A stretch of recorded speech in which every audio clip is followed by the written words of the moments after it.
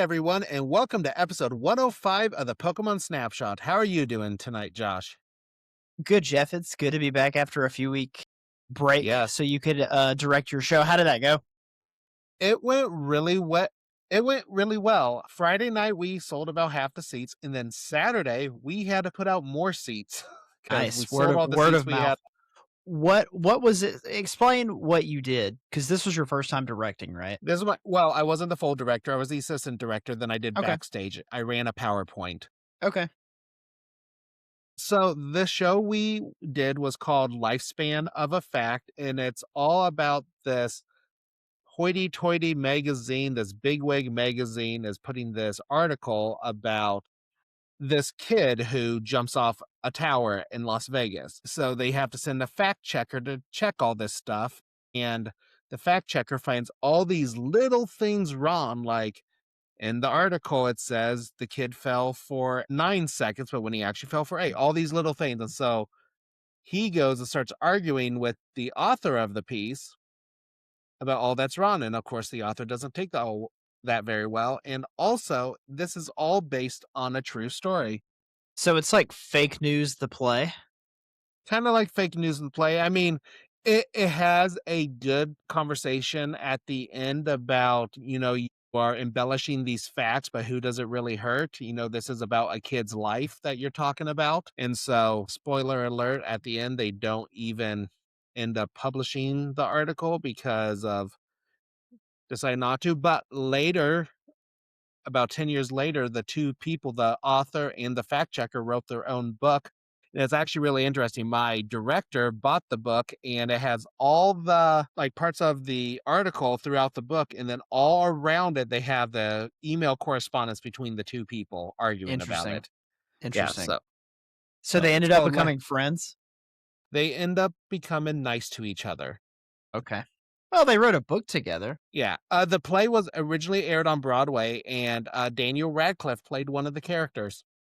Well, that's cool. I like Daniel Yeah. Radcliffe. Yeah. Even outside of Harry Potter, he's done way cooler things Yep. So outside of Harry yeah, Potter. and that kind of leads into what we've been doing, because that's what I've been doing. That's why we didn't record for 2 weeks. So I am so happy to be back. I missed it, even though it was only 2 weeks, and By you missed it, you mean you missed me. I didn't miss you. I missed Yeah. seeing your face. I missed you too. I missed seeing all the Funko Pops behind you. All the Funko Pops. There's a few new ones up there, which I'll get to in the Pokemon news. Excellent. And for video games, I actually played a video game that is turning 25 this year that I have not played ever before.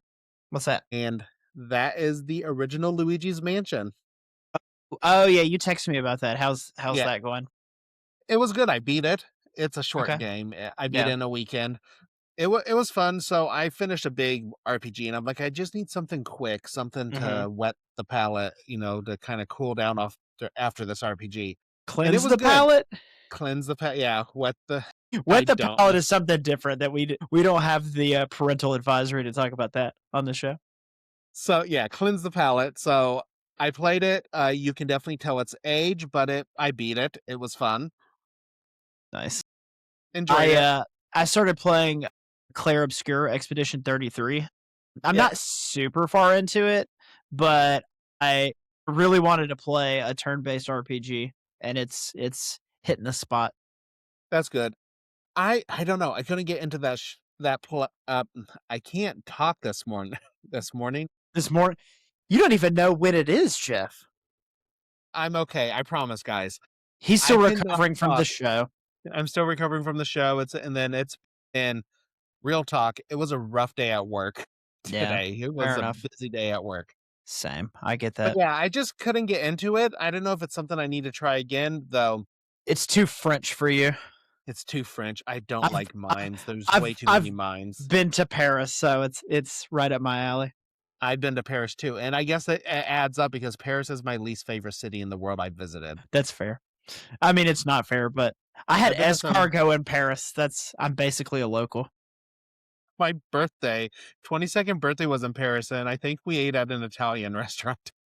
You really had to stick it to the French on your 22nd birthday. Yeah, but fun fact, that birthday party ended up being on top of a high school. Oh, yeah, you've told me that story before, that's pretty fun. Maybe I'll tell you guys that story someday. All right, let's get into some Pokemon news. And there was a lot of Pokemon news this week. Mhm.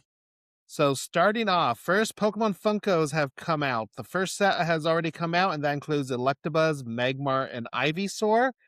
You might see some of them behind me. I already have those three. They arrived at my house this week because, yes, I have a problem. Mhm. And then the second set coming in March is going to be Goomy, Zoroark, and Battle Stance Venusaur, which I'm a little irritated about because they have regular Charizard. They're also coming out with a Battle Stance Charizard. They've shown a Battle Stance Blastoise, but you can't pre-order it yet, and Battle Stance Venusaur, but there's no regular Venusaur or regular Blastoise so I might just have to buy these and add it to my collection, and they're $5 more because they have a few more plastic. That plastic fee. That plastic fee. Well, and just like everything else, Funko Pops have gone up in price. It used to be $12 for a Funko Pop. Now I think they're up to 15. Tariffs will get you. The next thing, I'm actually going to share my screen for those of you watching. Um, is that in the Kanto Park in Japan is officially open. So I just wanted to share some pictures of it. So here's some pictures. It looks really cool. You have like a Nurse Joy Pokemon Center set with it looks like a real life Nurse Joy there. Mhm. Uh Here's a cute little Bulbasaur drink, and I saw they had like a red drink too. They just didn't have a close up of it. Is that Bulbasaur ice cream? I think it's like a slushy drink. Oh, nice. Or maybe boba. It looks like it could be Oh, boba in there. maybe that's whipped cream on top. I can't That's tell. probably whipped cream on top, but I'll tell you just by looking at Disneyland in Japan, like their food always looks amazing. Mhm.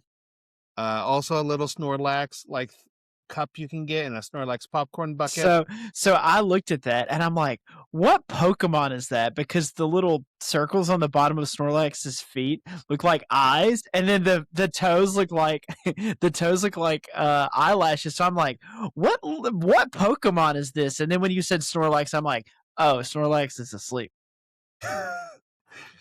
Because Snorlax sleeps, yes. Yeah. And then they have like it would be like the Dumbo ride, but it's Pikachu. Okay, that's pretty sweet with the Raichu and the little Yeah, Pikachu and the Pichu. Yeah, that's pretty cool. yeah. A little Pikachu dancing figures, so you can get an Eevee. So you get with costume characters. There was also a carousel picture that had like all the evolutions. I saw like a Mhm. Rapidash on it. So Nice. that was cool. And then they have the forest area. So there's Pikachu. I think that's called a Squovit. A But yeah, Squovit? Squovit. Yeah, we will not get it to him in many, many, many years. When So you don't have to we're worry both about. we're both in the old folks' home. We're both in the old folks' home talking about Pokemon. But Mhm. yeah, that is the Pokemon Kanto Park. Funnily enough, this isn't the only Pokemon Park news we got this past 2 weeks. Universal Studios Japan and the Pokemon Company announced their plan to offer more innovative, immersive, and world class Pokemon experiences. I'm just going to read straight from this article. The project is part of a Universal Studios Japan's ongoing effort to enhance its offerings and bring fan first trip driving characters to the park. Universal Studios Japan is proud to build on its prior success and bring to life the world of Pokemon in new and enriching ways for the first time. Following its debut in Japan, Universal Destinations and Experiences will deliver unique Pokemon experiences across the company's global footprint. Further details about the project will be announced at a later date.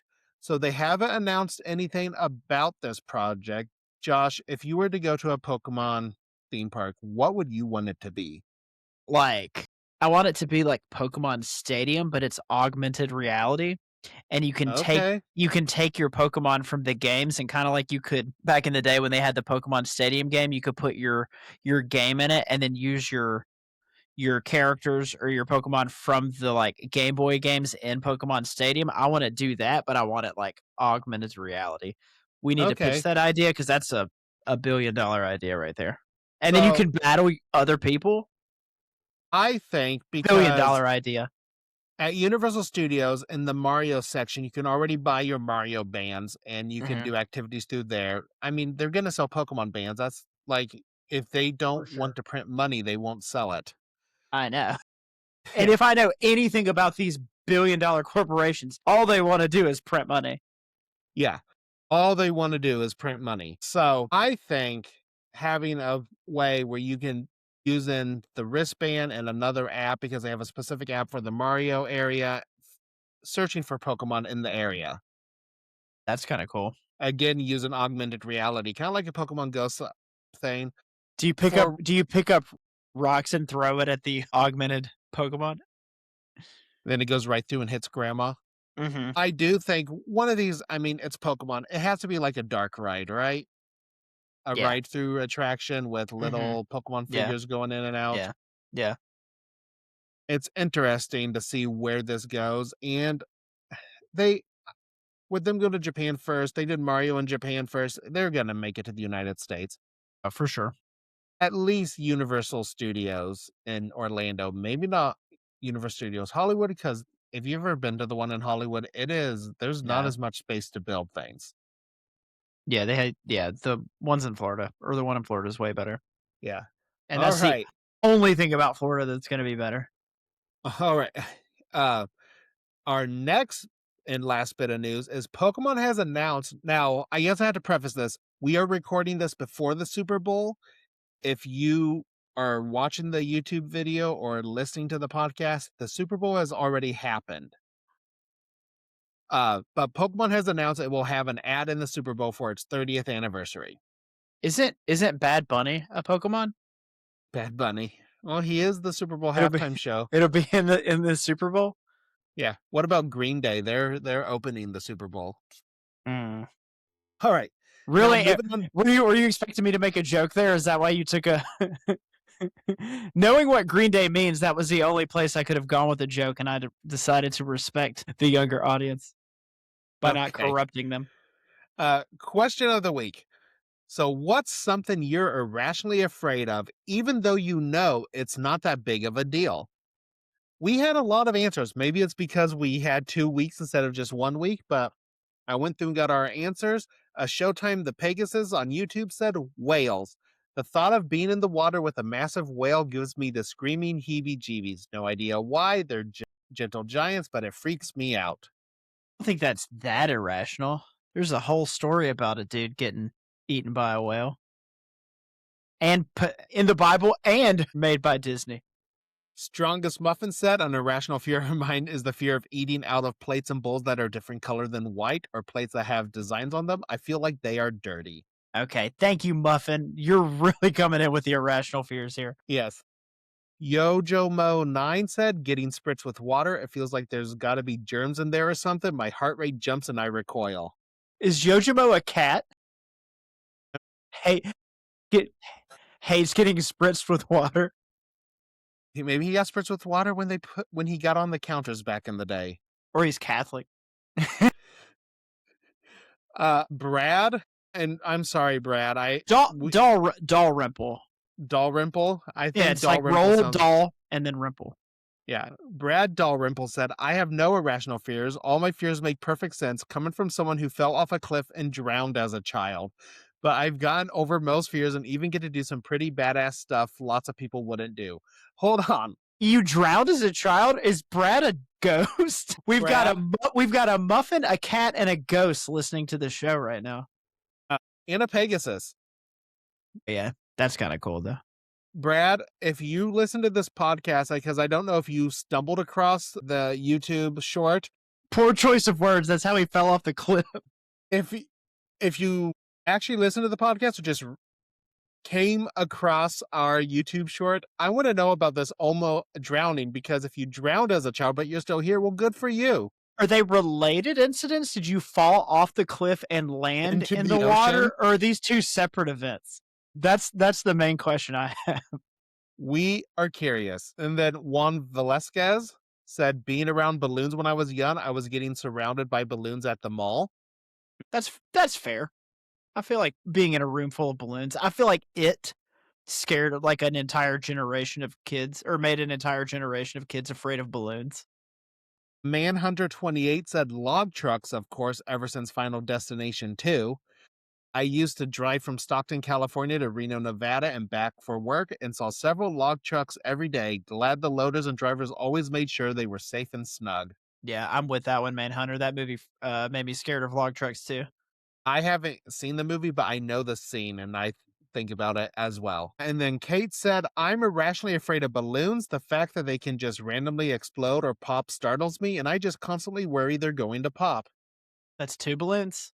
That is two balloons. And you know what? When she said that, I also have the fear. In fact, my kids will Zoe, like Kyrie loves balloons, and Zoe, when she brings them down, Zoe will go, Kyrie, remember, Daddy doesn't like balloons. No, they're afraid he's afraid of balloons, which is not true. I just don't like them. Yeah, Like them randomly popping. It gives me a sensory overload. fair enough. Kate did. I didn't put this in our script, but she did say the Mylar ones are fine. And yeah, those are fine because they don't randomly pop. They're just annoying because they're filled with helium. And in my house, we have 12-foot ceilings. And Zoe's birthday, which is at the beginning of December, her balloon is still at the top of our living room. You got to get up on that ladder, dog. I don't do ladders. That's fair. Metal Droid said, well, I first want to say irrational fears is hard because what someone might find irrational, someone else might have a perfectly good explanation why they are afraid of it.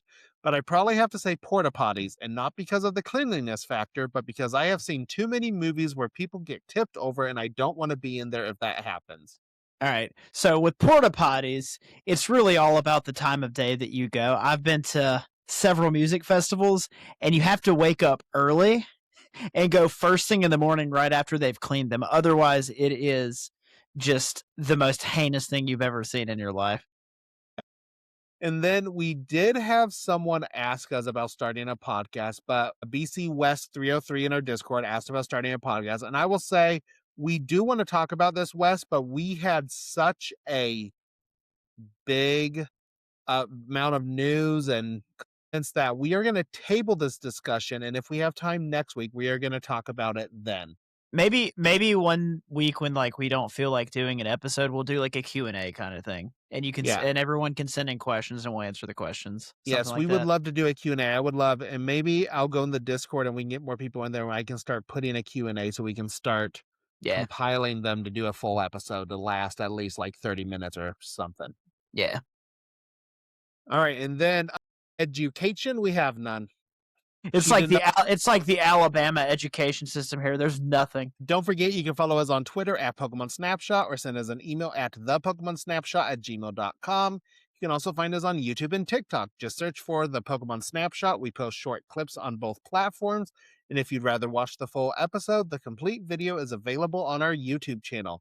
And if you're enjoying the show, leave us a rating on your favorite listening app so other Pokemon fans can discover the podcast. All right, so Josh, our next segment. Previously on Pokemon. All right, so last week, Ash and his friends land on Murkoff Island, a place that looks chill until it immediately tries to murder them with bug Pokemon. It sends Misty into a full fear spiral and proves that Ash still thinks escalation is the best response. They find an injured Scyther, and Tracy promptly turns a refusal into a medical nap because apparently, if a Pokemon won't get in the ball willingly, the ethical solution is to roofie it.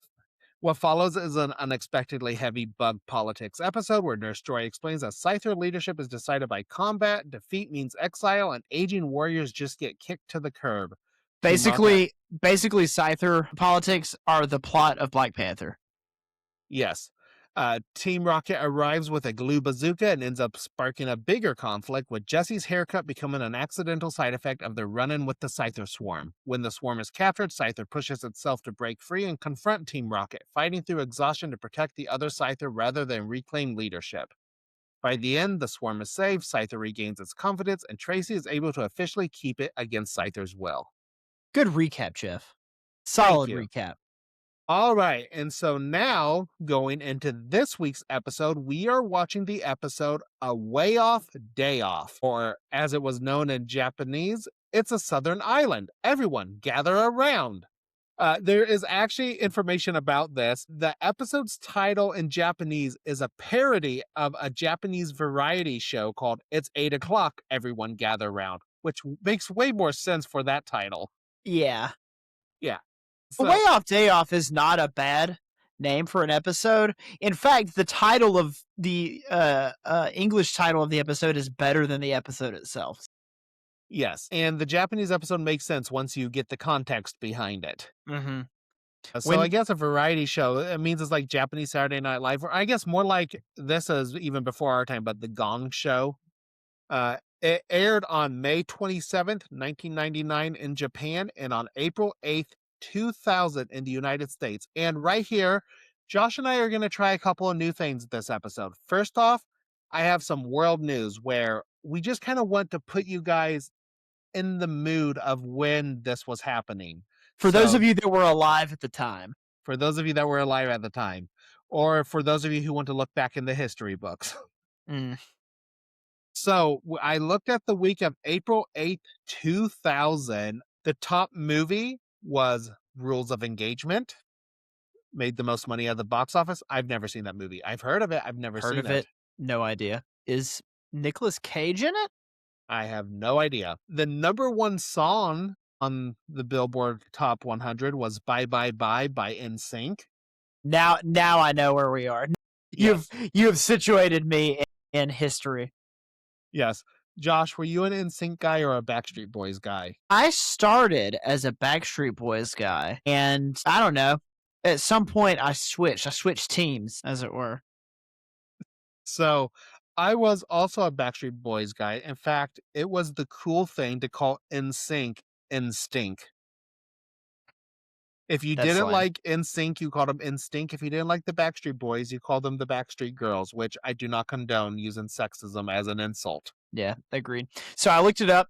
Nicolas Cage is not in Rules of Engagement, and then I realized the movie I was thinking of was Terms of Endearment, and he's not in that either. So, and Terms of Endearment came out in 1983. So I was way off.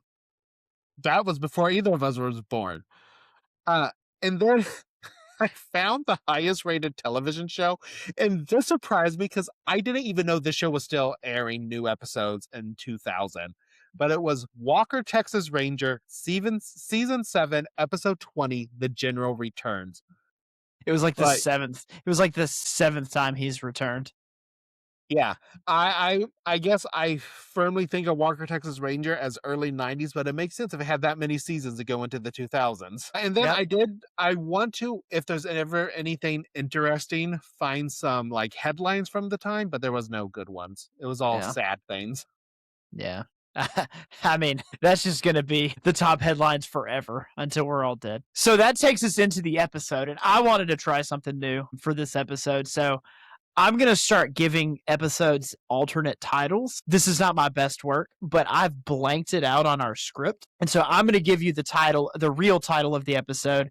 And then Jeff is going to highlight it so he can see it. And he is going to present you with my alternate title. So the real title is A Way Off Day Off. And Jeff, tell them my alternative title. Also known as, hold on, I got A Way to Off Myself. Which is exactly what you're going to want to do when you watch this episode, because it is the worst episode we've ever watched on this show. It's bad, guys. It is bad. So let's jump into it, shall we? Let's jump into the deep end of diarrhea. As our episode begins, everyone is in a pissy mood because they're hungry. You know, I hate when people say the word hangry because it sounds like it was invented by a stay-at-home mom who thinks shopping at Target makes her better than us Walmart trash people. It's like, you're not better than us, Sharon. You just wear enough makeup to hide it. Misty asks Ash how he can work up such an appetite just sitting around all day, and he says it's because he's just been sitting around thinking about food. And for once, Ash and I have something in common. Also, props to Lapras because he's been doing all the real work and hasn't complained a single time. Yeah, Lapras is the true hero of this series right now. The unsung hero.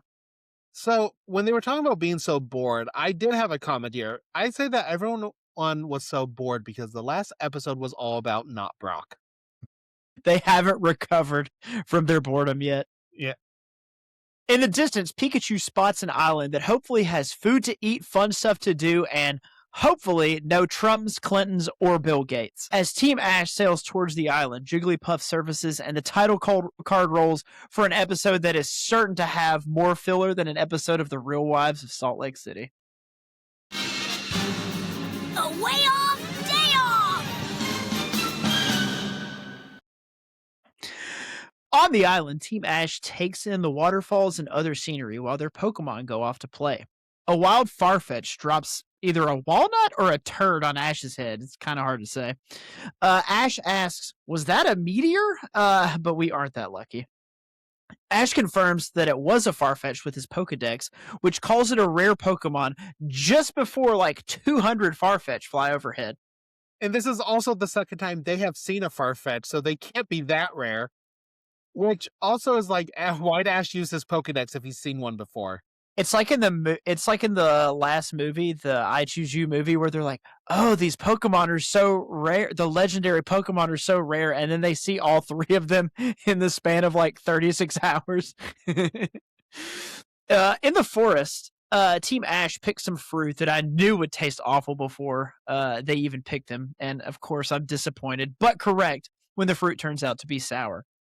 Not Brock rolls up with a similar looking but darker fruit, which tastes much better, proving Kendrick right when he said the blacker the berry, the sweeter the juice. I was concerned for Team Ash there. So if I've always been taught that if you see just fruit laying around and you don't know whose it is, don't eat it. Yeah, I would have given it to like one of the Pokemon first to see how they react.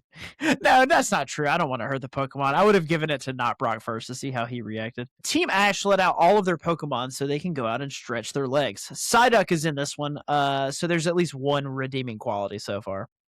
Everyone is afraid of not Brock's new Scyther that he conned into joining the team. Do you blame them?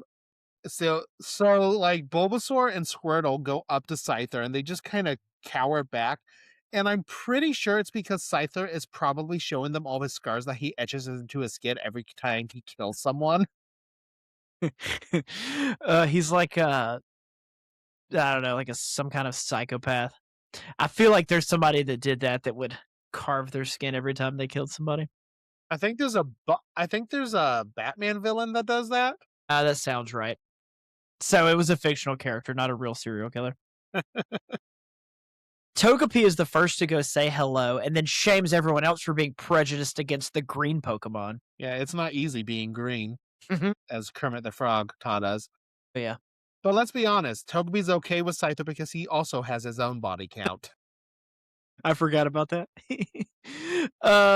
Meanwhile, Charizard has a bad attitude because Charizard understands what the world is really like. Scyther is about to give Charizard what for, and Ash starts whining because this is supposed to be his day off, which I kind of relate to because every time I'm off, my dogs always get on my nerves when all I want to do is play video games and eat junk food, and they want to interrupt my time with nonsense like eating and going outside to pee. Also, every day for Ash is an off day because he's 10 and he's never stepped foot inside of a classroom. So I really don't know what he's complaining about. You want to know what days or what off days are like for adults, Ash? We have to squeeze in an entire year's worth of doctor's appointments into the rare day off that we get. So let me ask you, Ash, is that even a real day off? This is what you have to look forward to, kids. Oh. Yeah. Yeah, there are no off days. Well, I don't even have kids, so I probably have more free time than you do, Jeff. So sucks for you, man. Just kidding.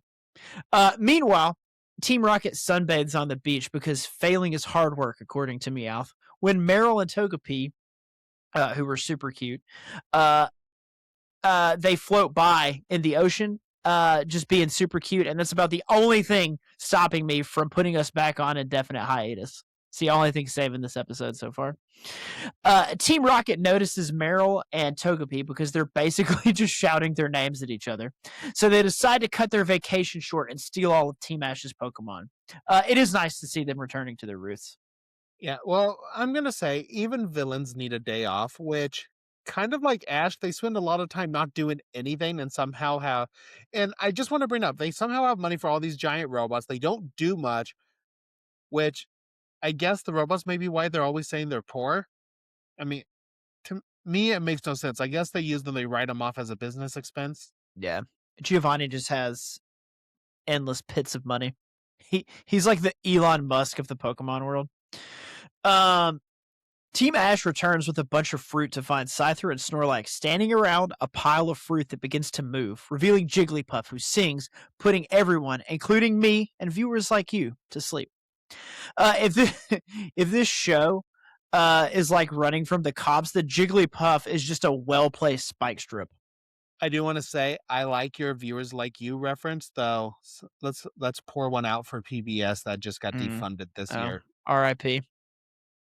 But like most of this episode, there was no reason for Jigglypuff to be here. This episode, I'm gonna say right now, is the most pointless episode we have watched so far.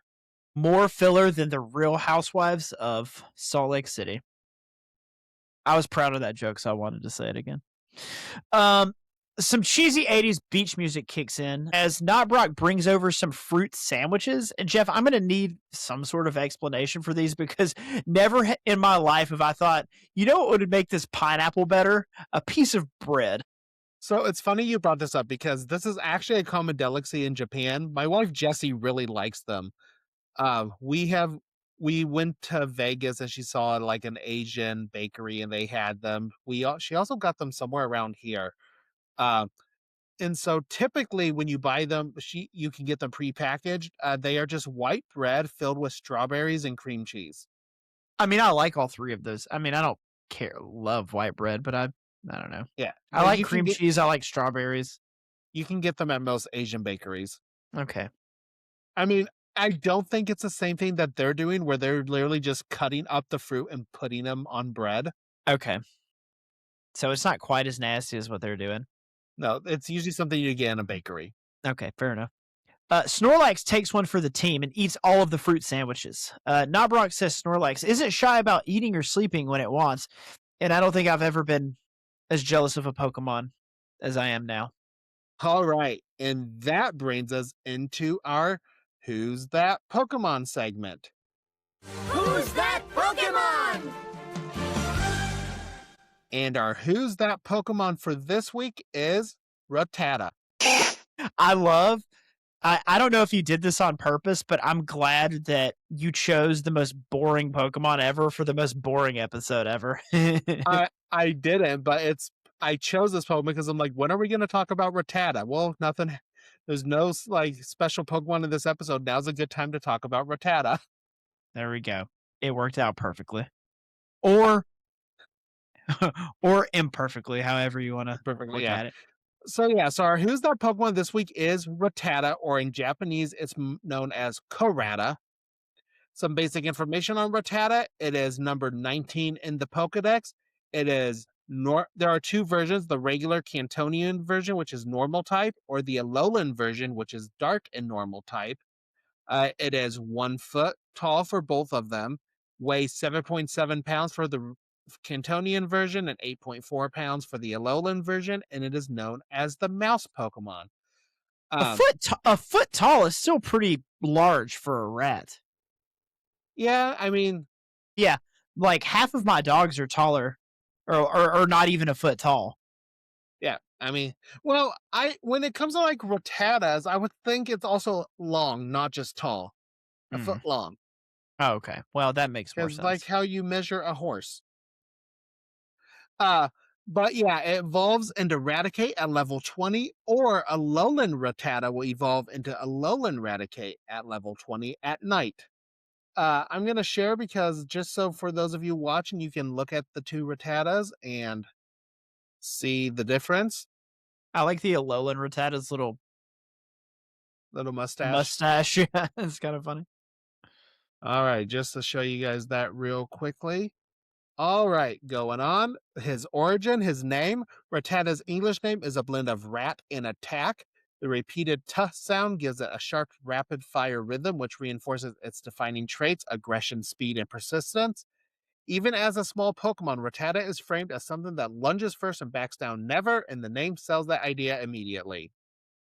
Its Japanese name. The Japanese name Karata is derived from Komuso or Konazumi, meaning young rat or small mouse.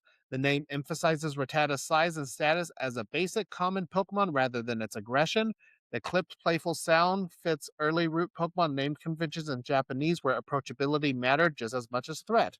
There's also a subtle phonetic sharpness to Karata that keeps it from sounding cute. This is still a scrappy bite first creature. Because Japan, they pay a lot of attention to what the syllables make things Mhm. sound like. Yeah.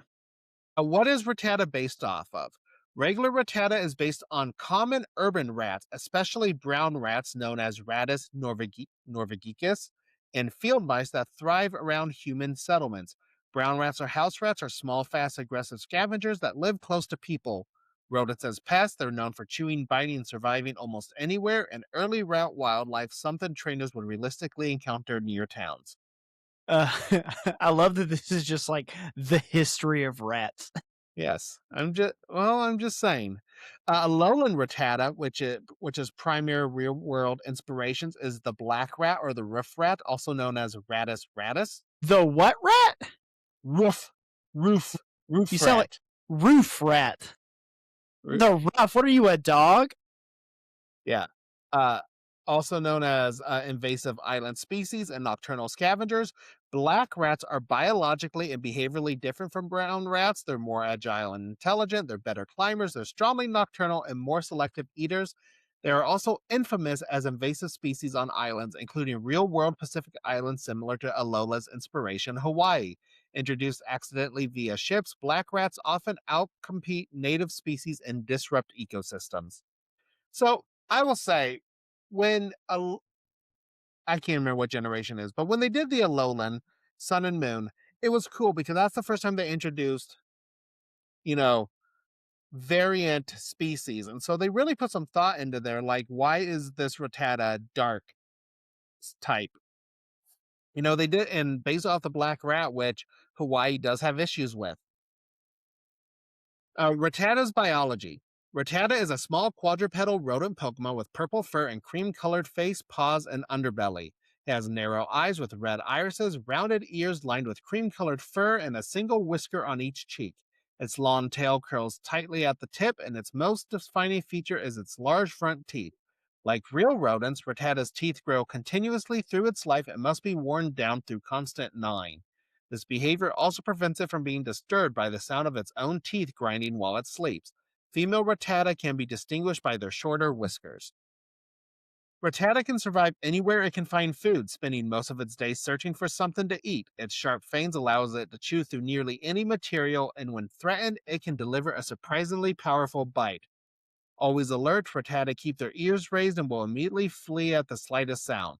Furret is a known natural predator. Although capable of living in many environments, Rattata are most commonly found on plains and savannas. The rapid reproduction allows even a single pair to quickly colonize an area. In Pokemon Sleep, Rattata has been observed sleeping with a log clenched in its mouth. Prior to Generation 4, Rattata and its evolution Raticate were the only Pokemon known to learn both Hyper Feint and Super Feint. And Rattata also has a regional form, Alolan Rattata. Due to its intense territorial conflicts with the Yungoos line, Alolan Rattata developed a new appearance. It has dark gray fur with grayish purple ears interior, along with two tufts of fur on each ear and near the tip of its tail. Its long, thin whiskers are replaced by shorter, thicker tufts of fur, and the line separating its underbelly from its darker coat is ragged rather than smooth. Unlike its Cantonian counterpart, Alolan Rattata frequently stand on its hind legs, giving it a more bipedal posture.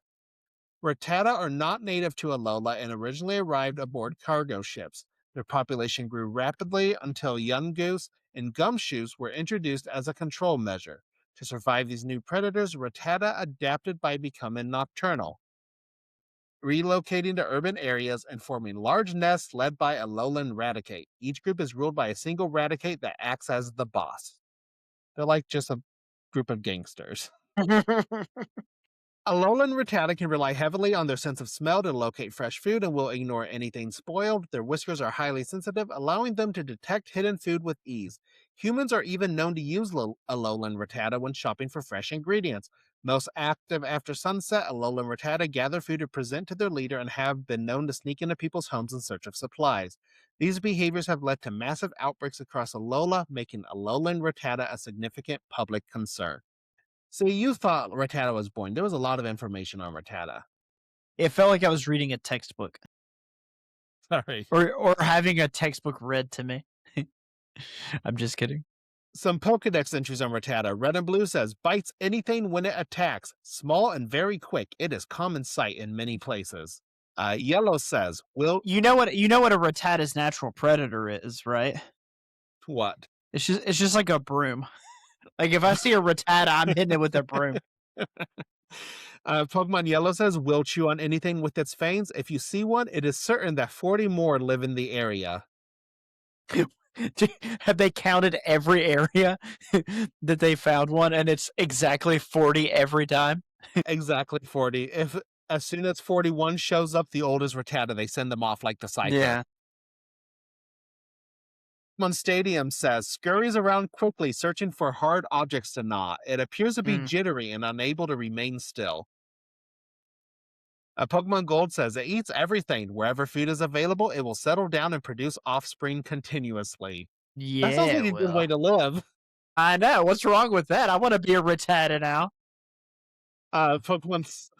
You move around, you eat, and then you see where it goes. It always takes them out to dinner first. Yeah. It's a gentleman. Pokemon Silver says, living wherever there is food available, it ceaselessly scavenges for edibles the entire day. So does Josh. So does everyone that lives in Denver. Pokemon Crystal says, this Pokemon's impressive vitality allows it to live anywhere. It also multiplies very quickly. All right. I'm coming around to the Rattata. Pokemon Ruby and Sapphire says, Rattata is cautious in the extreme. Even when it is asleep, it constantly listens by moving its ears around. It is not picky about where it lives. It will make its nest anywhere. Pokemon Fire Red says, its fangs are long and very sharp. They grow continuously, so it gnaws on hard things to whittle them down, which I think is a trait of actual rats. Mm-hmm. Pokemon Diamond and Pearl says, cautious in the extreme. Its hardy vitality lets it live in any kind of environment. That's the second time they've used that phrase. Cautious in the extreme. That is just a weird phrasing. Pokemon Sun says, its incisors continue growing until its death. If its trainer doesn't offer it a file to gnaw on, it will gnaw on door frames, table legs, and so on. I'm just going to say, we have a new puppy in our house, and it also gnaws on door frames, table legs, and so on. Are you sure you didn't accidentally adopt a Rattata? It's a lot bigger than a foot. Pokemon Moon says, with their strong capacity for survival, they can live in dirty places without concern. Left unchecked, their numbers multiply rapidly. Ultra Sun says, its incisors grow continuously throughout its life. If its incisors get too long, this Pokemon becomes unable to eat and it starves to death. Imagine dying because your teeth got too big. Pokemon Ultra Moon says, this Pokemon is common but hazardous. Its sharp incisors can easily cut right through hard wood. And then new Pokemon Snap says, I bet you've seen Rattata near the lab a lot playing with Trubbish. I know they need to gnaw on things that keep their fangs from growing too long, but I really wish they wouldn't chew on the lab support beans. And then Pokemon Sleep says, its long, sharp fangs grow continuously throughout its life. If it doesn't maintain these fangs, Rattata will apparently grind them in its sleep and wake itself up with the sound. And then here are some for a lowland Rattata. Pokemon Sun says, with its incisors, it gnaws through doors and infiltrates people's homes. Then, with a twitch of its whiskers, it steals whatever food it finds. Pokemon Moon says, when the sun goes down, it becomes active. It runs around town on a chase for good food for the boss of its nest, Raticate. The Dawn. The Dawn. Make him an offer he can't refuse.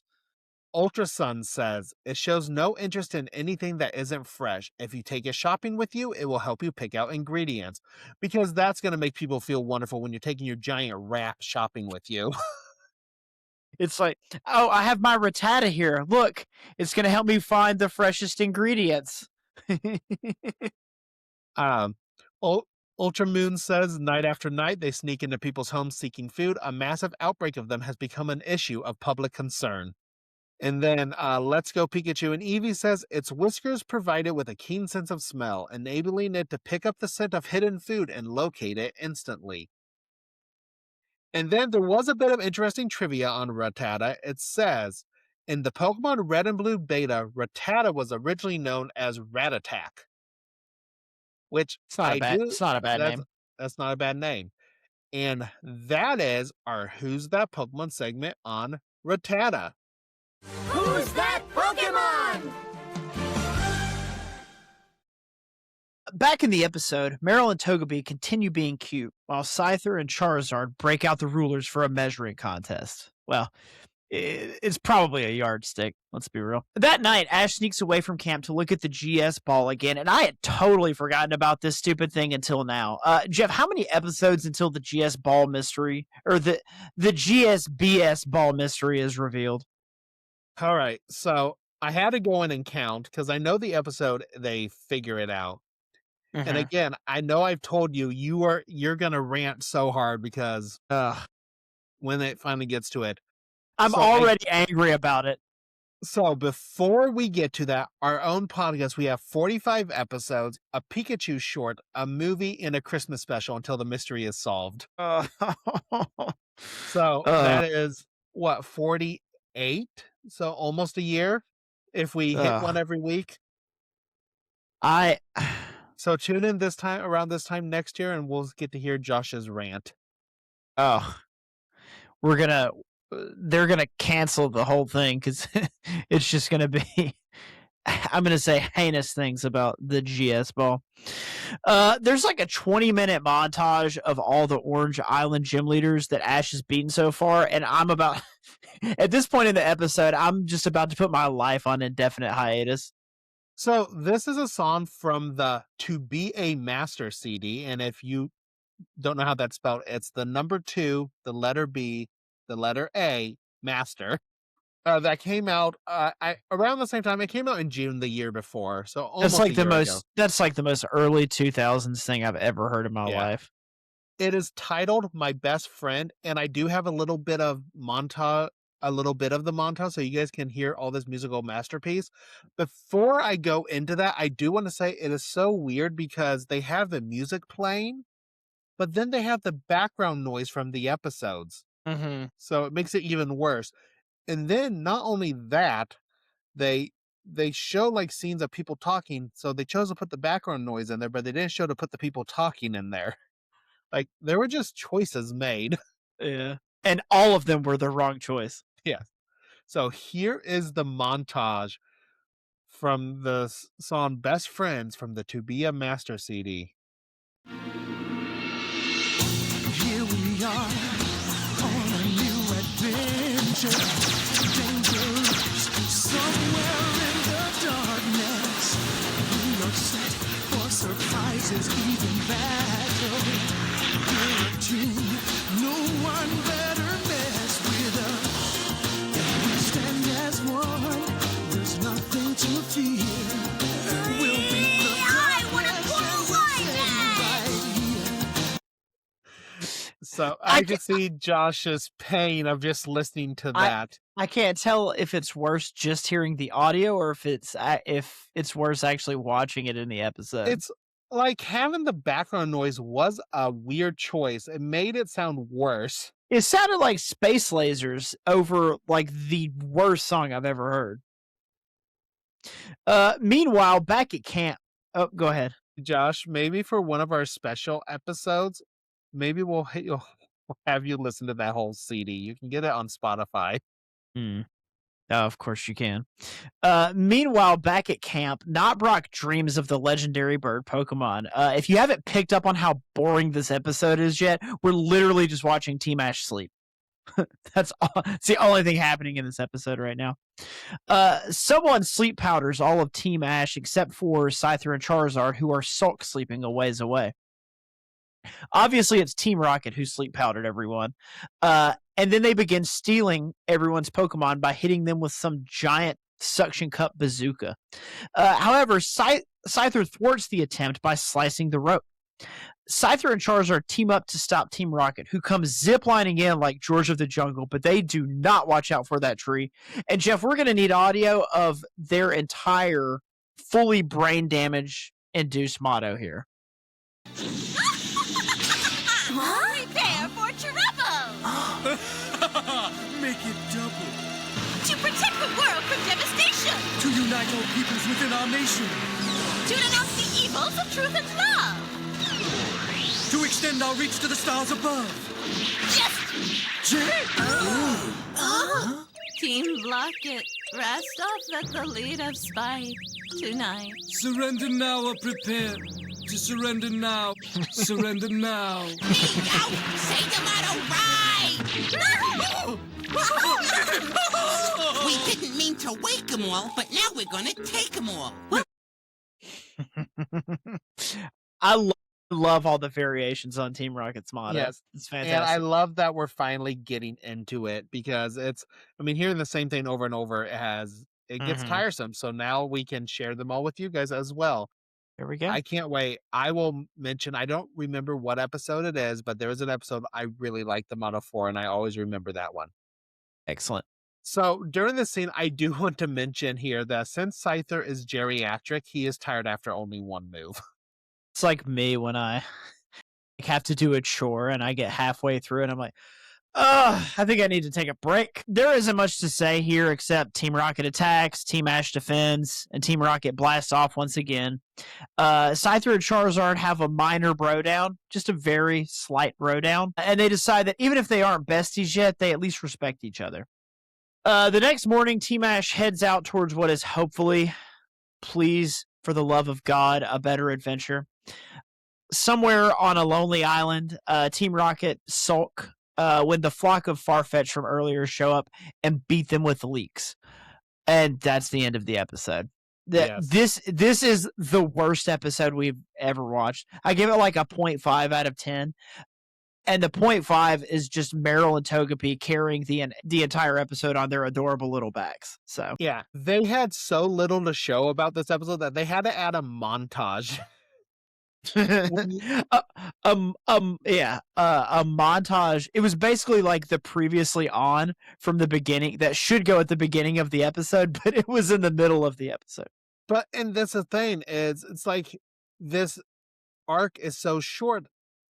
Like, if you're going to do a montage, this episode should have been at the end before he gets to the final, like, battle with the champion and have him winning all 4 badges. But no, we've only won 2 badges at this point. And when you only have 22 minutes and you can't even fill that, maybe this episode shouldn't exist.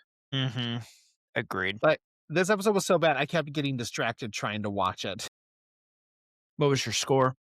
I give it a 1 out of 10, so a little higher than you, but still not a good episode. If we we can round it up to a 1. Yeah, I would say, with how we've been rating these episodes, I would say a 5 out of 10 is average. Yeah. And this one was not good. So, going to our question of the week. Our question this week is, if you could vacation anywhere, where would it be? New Zealand, without a doubt. I would just find the little hobbit holes and move in. And I would be the happiest person on earth.